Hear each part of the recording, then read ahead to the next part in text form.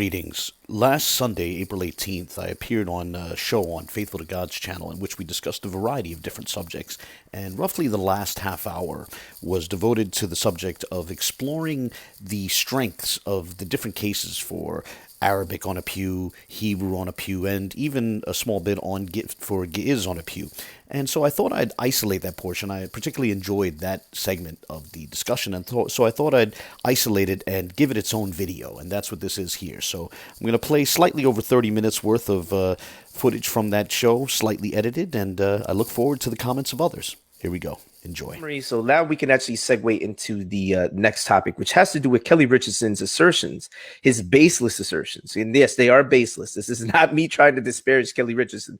They are baseless assertions regarding his allegation regarding the pews, where he asserts that you did not address his what was it? What was it again? Well, there's a couple of things. So what we're going to get into is he said that he's transliterated one of the pews, right? He gave a solitreo case for one of the pews, and he transliterated what he sees there. And he says, we have never transliterated our Arabic reading, hypothetical Arabic reading, the same reading that three different scholars suggested with different levels of confidence. This has never been, he said that. And he also, so what we're going to do is we're going to do a quick comparison to once again touch on the strength of his solitreo's case vis-a-vis the strength of the case for Arabic on the same pew. So if you could pull up that image of the relevant pew. So what happened was, initially right out the gate, when I was trying to explain to people that, if you're going to say there's language on the pew, you should transcribe what you think is there. Point to the precise markings and tell us what you think they say. And I gave a hypothetical case for Arabic. And I did that right out the start, and it took them a year, 13 months to propose anything, and they've backed off what they've proposed for the most part. But eventually, after 14 months, Kelly Richardson proposed that it says Israel. The exact same pew that I proposed an Arabic phrase for, he proposed, yes, here we go. So on the top is my hypothetical case for Arabic, right? So what it says in the red is treated as saying ilahi nas, which means the God of mankind in Arabic. And then I had proposed that the blue text was a final scene. Now, just to be clear, three different scholars said that the portion in red read ilahi nas. They didn't say the portion in red. I'm saying they looked at the pew. I'm just highlighting it to make it more clear.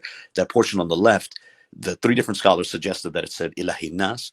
And then on the right, two different scholars suggested that it said an-nas. And the name of the scholars, could you give the names so sure. This way? And we're going to get into them. Geoffrey Khan at Cambridge, Mahan Mirza at not Mahan Mirza. Mahan Mirza suggested ilahi nas, but Geoffrey Khan and Samar Ali at the University of Michigan suggested not only ilahi nas, but that it was preceded by an-nas, which is a word that comes up in the Quran right before the text that says ilahi nas in the last chapter of the Quran. So that's what was proposed for the Arabic reading for the pew. And then if you can go down for the exact same pew, Kelly Richardson proposed that in the solitreo script, which is a type of Hebrew cursive, he suggested that it says Yisrael, which is Israel with 5 yods and a zayin, which is a completely ahistorical spelling of Israel. But for the exact same pew, he suggested Yisrael. And so what we're going to do here is we're going to discuss the strength of these two cases. Which one is stronger? So we have two competing readings for the exact same pew. And Interesting. No, it's interesting that phrase is so ahistorical that for him to even propose that is just out. I mean, I'm going to be honest, man. I mean, the level of argumentation doesn't seem to be there. It just doesn't seem to be there. Oh, agreed. What my suspicion, the way I take it, is the fact that they're proposing something so ahistorical and barely coherent and weak is because this is the best they have. Which, ironically, it takes us back to the cats thing. Allegedly cats found B'nai Israel, and spelled correctly on one of the pews. How come they don't show that? Why are they sticking to this? Yeah, here we go. The Arabic reading explains significantly more of the markings on this pew than does the solitreo reading. The latter ignores more than half of the markings. The so-called solitreo reading, right? So the Arabic reading explains more of the markings, right? So in other words, most of the markings, with the exception of these and this right here, are being covered, right? On the other hand, his proposed reading ignores this, and this, right? So at least 1, 2, 3 big portions, whereas the proposed reading up top only ignores this and this, correct? Correct. So, and this is why this is significant, because they're playing with uneven scales here. Those three little markings in the center above the red text in the Arabic reading, Will Brown literally said, if you're going to propose Arabic for this pew, you have to look at everything. He said that you have to look at everything. But I'm just trying to understand, because there are other markings. If we look at it, the image, there are other markings that are even here, that are here. Wouldn't those be a factor in the equation of trying to present something? Just trying to bring an understanding to what we're looking at. I would think you would have to look at every marking on there to try to bring it together. If it's really saying that, So they're claiming that a knock against the Arabic reading is that it doesn't explain everything. Yet the Solitreo reading that they're trying to present instead only offers an explanation for less than half of the pew. They ignore even more markings, but for the Solitreo reading, they actually have a different excuse. They say, oh, well, that somebody else made those markings. That was made with a different hand, so we don't have to explain it. The first error is assuming that this pew was written by one person. If he would have done the proper analysis on the pew, he would clearly see that there was at least two people or two different tools used to write cursive Hebrew or Solitreo on these pews. If you zoom in on the writings, it's obvious and it is supported. Right. So they're playing with uneven scales. Yes, the Arabic reading was suggested with differing levels of confidence or hesitancy by three different scholars independently of each other, those being Jeffrey Kahn at Cambridge, Samar Ali at the University of Michigan, and Mahan Mirza at Notre Dame. The Solitreo reading has no scholars suggesting it. In other words, There's no scholars. There is not a single scholar who's endorsed Kelly Richardson's proposed reading. On the other hand, at the very least, one scholar has confidently declared that he sees the relevant phrase, and that's and can we be on record about this? Jeffrey Kahn, this is the head of Cambridge University in terms of the Hebrew department. He's the chair, the Regius professor, right, of Cambridge, the top, correct, the top guy at Cambridge in terms of Hebrew, correct? Yes, correct. And he also has proficiency in Arabic, correct? Yes, correct. He teaches Arabic at Cambridge as well. He's a professor of Arabic as well, and he's been studying Arabic for years. Like, he's done a lot of work on, for example, the Geᶜez for literally decades. Right. On the other hand, not one single professor has endorsed this reading, not one. If we're going to use the criteria of professors, because again, Abu is not saying you need to have a professor to definitively endorse your position, but if they're going to equate the validity of an argument on whether a professor has endorsed it, then by that criteria, Abu has three professors, at the very least, one professor and two others who hesitantly have endorsed it, correct? Can we say it that way? Yeah, on the other correct. hand, and independently of one another. It's not like they knew that other people were saying Ilahi Nas. The pew was shown to them without suggesting any specific letters. And in other words, there was no cabal where the three professors were sat down and told, okay, guys, we're going to show all three of you at the same time this, pew. Rather, it was shown independently. So none of these guys knew that the other was looking at the pew, right? This was all independently, you one-on-one having correspondence with each of these professors independent of each other, correct? None of them were ever told. None of them, even after the fact, none of them were informed. And so this is an example of three different scholars, at the very least, two of them with hesitancy, one confidently asserting the very thing, right? Right, correct. And not only that, forget about even a cabal. It's not like someone said, do you see Ilahi Nas? And they said yes. Rather, someone said, do you see anything on the pew, without suggesting anything? And three different scholars, independently of each other, without hearing any suggestion, all saw Ilahi Nas as a possibility. Okay, so we're going through several points for why the case for the hypothetical Arabic reading, even though it's hypothetical, is stronger than Kelly Richardson's Solitreo reading for the pew. We're going through several points, and we just went through the second point, which was that three different scholars have proposed precisely the reading, the Arabic reading that was on the screen. Now, if we can, you have this clip ready, we'll throw that up, and it's going to have a relevance to the second point. It's Benayah, when he was in Savannah, Georgia. He makes a point about what sort of scholars should weigh in. Okay, gotcha. All right, so here is Benayah, and check it out. But if you ever had a chance to check out the PBS series, it's called Black Churches by with Henry Louis Gates. He's the host, and in episode 1, he touched on the history of the first African Baptist church.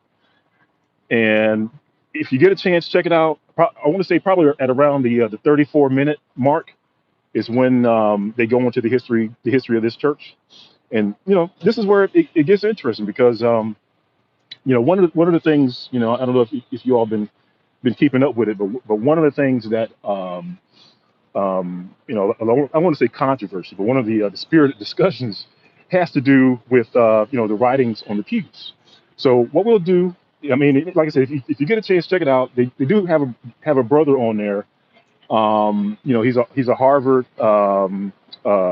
grad student, and and he does weigh in on that, because his level of expertise is Arabic.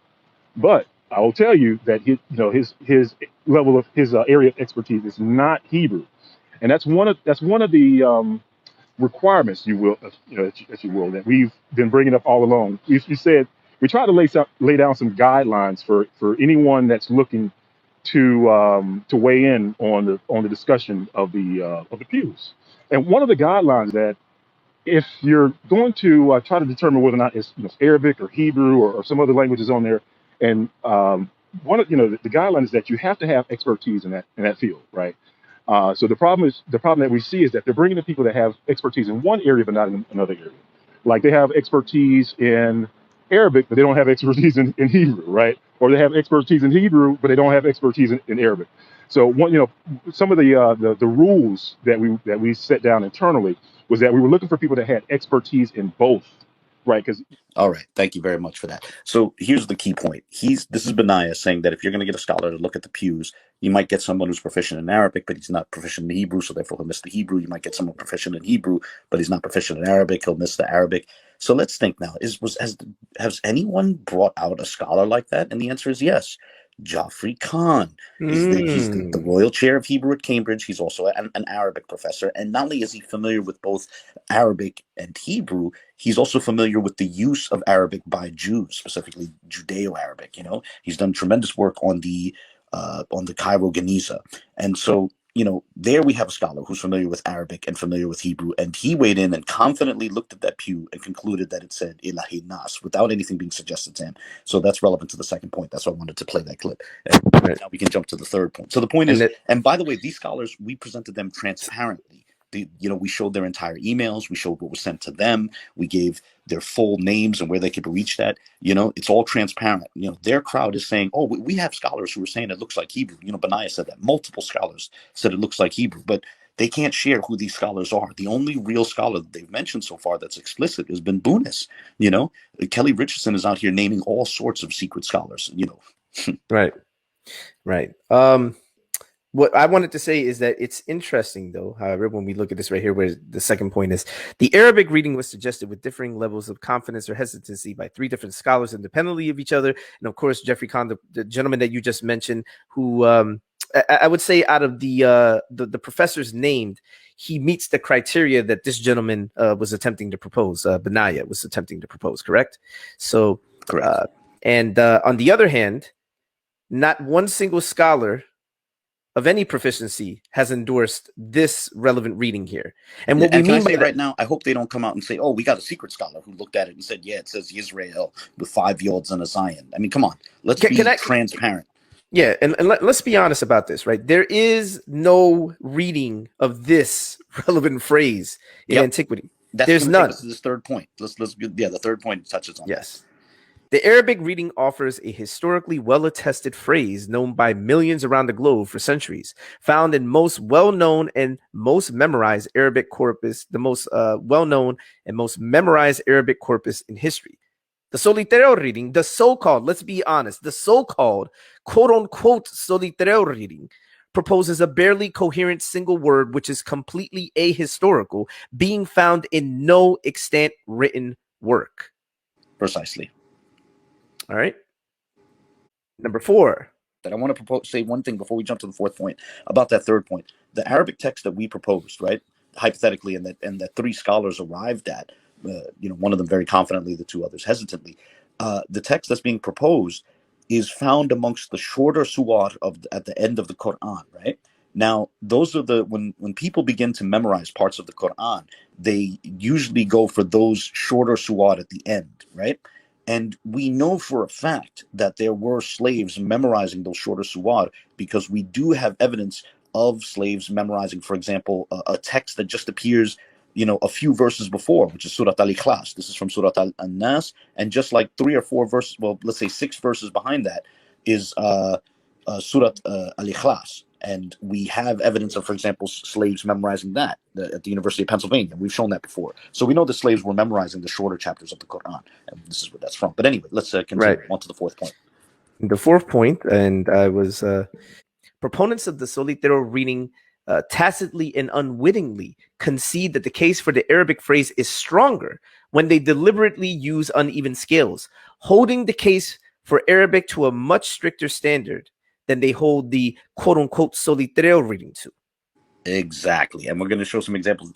Like, for example, we already mentioned that that they say the Arabic reading has to explain the entire pew, but the solitero reading doesn't. That's an example of uneven scales. And the fact that they have to use different standards for Arabic and Hebrew shows that they unwittingly understand that the Arabic reading is stronger. That's why they have to use a stronger standard to try to prevent it from being the case. And same thing with Ge'ez, not just Hebrew. The case for Ge'ez, they use a very soft approach, yet they try to use a much stricter approach for the case for Arabic. And if we can, let's go through a quick example of that in the case for Ge'ez. Indeed. Here we go. Okay. So if I can describe this. This is one of the pews. This is a pew that Efremi Sak had proposed that some of the markings resemble individual Ge'ez characters. And Kelly Richardson got very excited about that. And he said, oh, you can't go against that. A scholar said it, right? You can't disagree with the scholar. He was just suggesting that certain markings look like Ge'ez characters. That was what Efremi Sak said in the documentary Cryptic Quest, right? So now, actually, let me point this out. He didn't explain the entire pew. He only discussed the portion on the right, and not even all of the right. So let's keep that in mind, because they claim Arabic has to explain everything, but Ge'ez just explaining, like a third of the pew is sufficient, right? Mm-hmm. So if we can go to the next where we zoom in. So we're about to zoom in on this pew. Here we go. So now we've zoomed in on the pew, and this portion in the center is supposed to be the Ge'ez letter Saut, right? The Sa. And what the character is supposed to look like is there up in the top left corner, right? So it was proposed that this marking looks like a Ge'ez Sat. Now, first off, a letter in a vacuum, if it's to look like a Sat, why couldn't it be a W, a W from the English alphabet? That's the first question. And Kelly Richardson has never addressed that. He says, oh, they're trying to mock me and disrespect me and say I don't know the difference between Ge'ez characters and English characters. But even in Abu's examples, like when he called himself mocking me about recognizing, my methodology, which he's never seen. And then he's trying to say, I have a methodology, like, see here, look here, the number 9 can be this and Ge'ez, the number this can be this. Like, wait a minute, I can't tell letters from numbers, Hebrew writings from English letters and all those different things. And trying to show or call myself proving that I don't know what I'm talking about. I don't understand Hebrew. I don't know Ge'ez. I don't know the difference basically between an English letter and a number. But what we're asking you is, do you have a coherent methodology for determining the distinction between the two when there's no surrounding context? You can, different characters from different languages can look similar, but if you don't have the context provided by a phrase, then there's no way of knowing for certain. And that's why I challenge Kelly Richardson. Don't feign offense. Tell us, on what grounds do you say definitively this is a Sat and not a W, or an M if you turn the pew differently? I'd love to see his argument, but I don't expect him to answer. But anyway, Let's go to the next slide. So first off, notice that there's a space here, right? Like the Sat is supposed to be a continuous movement, like the W. Whoever made this marking made that horseshoe marking first, and then sort of put a line in the middle, or vice versa. They put a line and then drew something like a horseshoe around it, or if they want to say multiple people did it.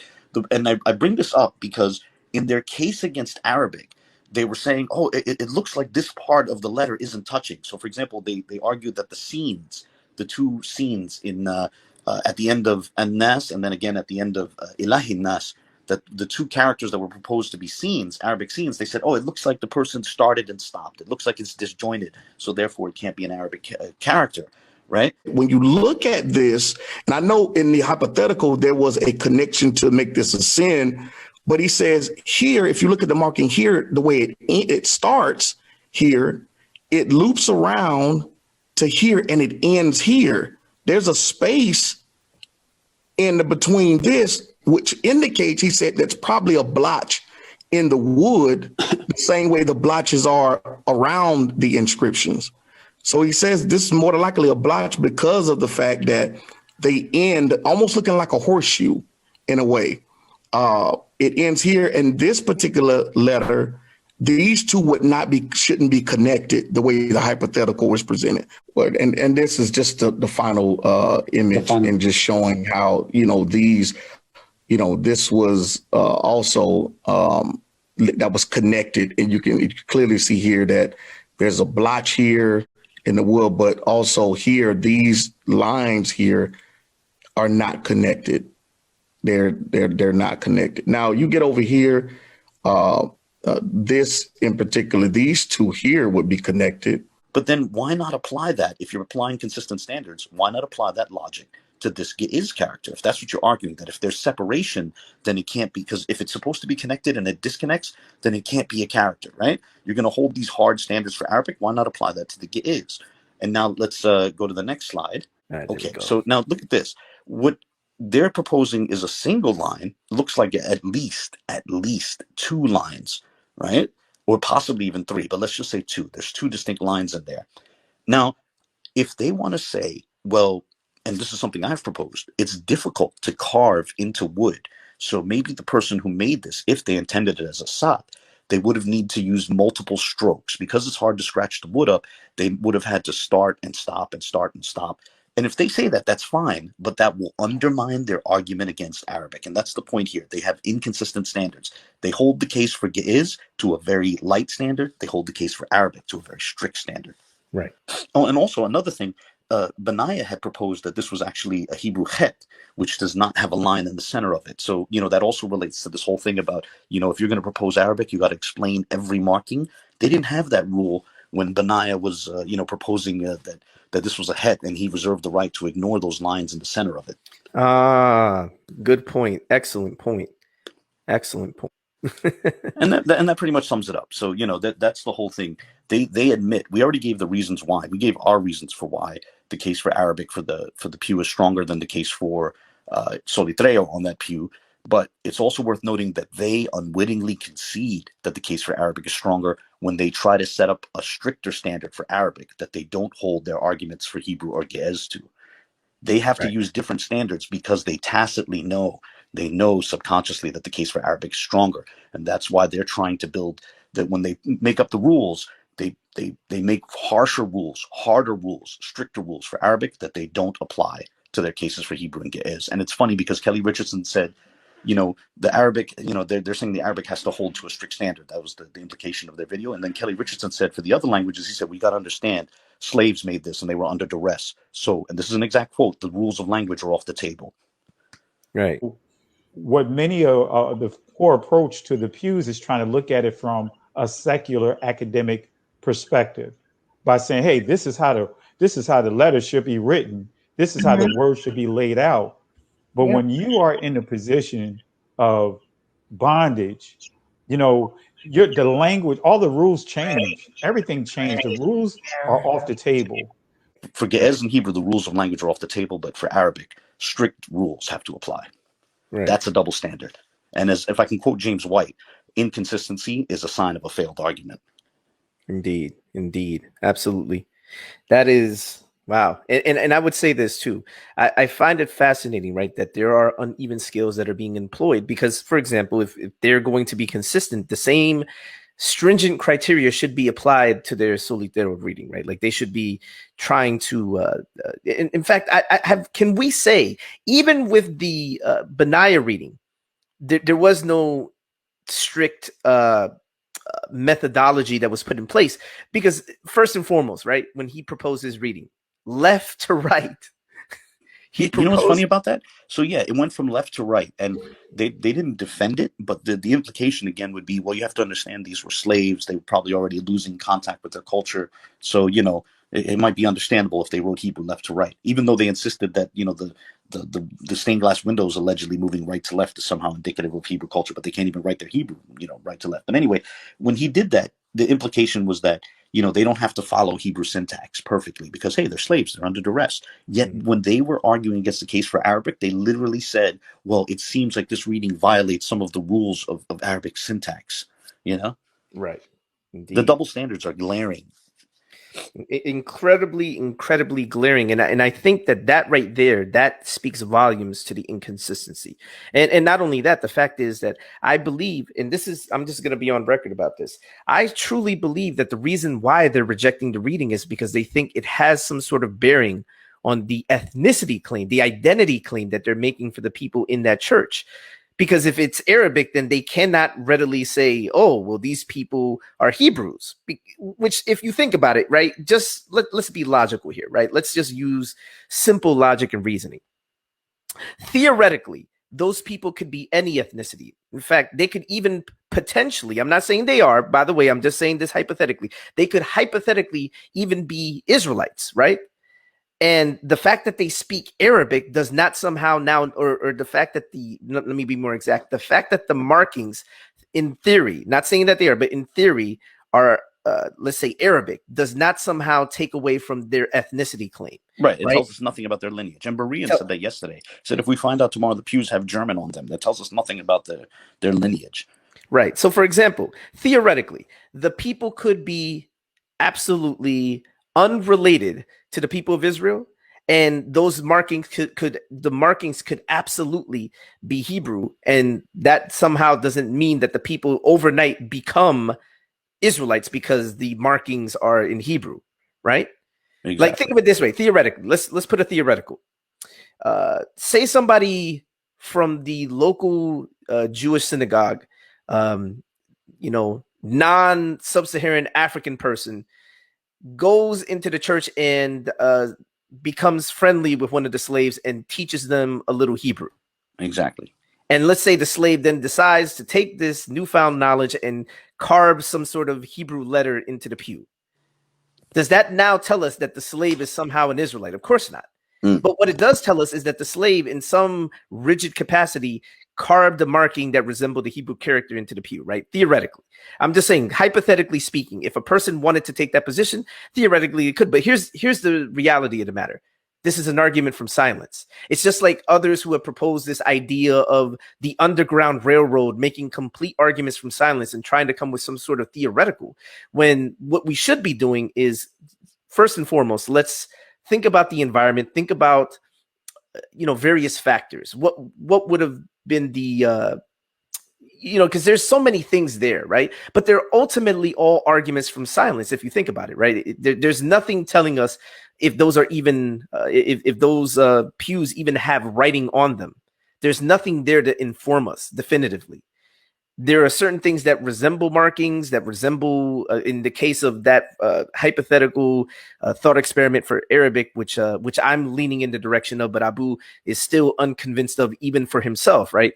That theoretical argument for Arabic is still much stronger than any proposed argument for Hebrew, any proposed argument for Ge'ez, any proposed argument for anything else. And given the fact that given the fact that there was a significant portion of slaves who were taken from West and Central Africa who had Islam as their religion, and we know that amongst those slaves there were those who were proficient in the Arabic language, including Bilali, right? The gentleman Bilali Muhammad, who lived on Sapelo Island in Georgia. In Georgia, right?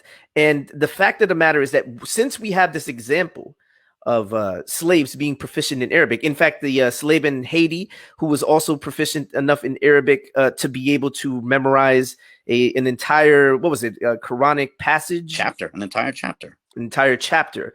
So for me, I think that's more convincing than to assume that the people in the church, in First African Baptist Church in Savannah, Georgia, were somehow Israelites and they were just writing in Hebrew. And, meanwhile, here you have Benayah trying to propose a reading of 2 letters. What was it? Like, what was it was het, and yod. What was it? Yod. What was the reading that he proposed? It was het, yod something. Yeah, it was incoherent. At first it was het, and then I think it was kof het, and then wa yod, and they came up with this reading. And then of course bait. There was a bait and a scene, and then they changed it to something else. But the point was, they were claiming that it was take grasp of Yah, take grasp of Yah with a bass voice, and then they claimed that Bunis told them that no, it's take grasp of Yah, O Israel, with a bass voice. Right. That's interesting, man. The fact of the matter is that there's an example, right? And left to right, proposing a reading left to right. And then claiming that a scholar endorsed it. Brown said, Bunis agreed with everything you said to Benayah. He said that back on that church panel. And then Bunis, they're trying to erase those videos now. They're setting those videos to private and trying to remove them. Well, here's the unfortunate thing about that. I've saved all those videos, so even if they get rid of them, I still have them. Yeah. And unless they're willing to recant publicly and say, you know what, we were wrong, we apologize, those videos are going to be there. They're going to be there just in case they decide to pop up several months later claiming that they didn't say that. The videos are going to bear witness to that fact. In fact, that's it's ironic because that was supposed to be the definitive proof. That was the proof that they're bringing receipts, they're bringing scholars, they're blowing it up. That panel was supposed to show why we need to apologize and take down all our videos. But once we looked a little bit closer and started examining what they were saying, then they started taking down their videos. And they should ask themselves why. Why did you take those videos down? Mm-hmm. Right. Well, I'm going to say this right now. I honestly and sincerely think that we have a case of people who I think are engaging in willfully deceptive behavior. I'm just going to be honest. I think that's what's happening. Either they're engaging in willfully deceptive behavior as the worst case scenario, or the best case scenario, these people are unfortunately too gullible to realize that they're making these basic mistakes. I just can't see how anybody could possibly, though. I'm just going to be honest. Some of these mistakes are just too uncareful, to put it cordially, too uncareful, man. I just can't see how they're making these simple mistakes like this. But it is what it is. I definitely am going to wrap it up here. So I think that's all we want to talk. Is there anything else that you wanted to address? Anything that sticks out for you? No. I got to run. I actually got to run to church soon, so I got to start getting ready. All right. I think gotcha. Yep. So with that being said, I definitely appreciate you for offering your insight.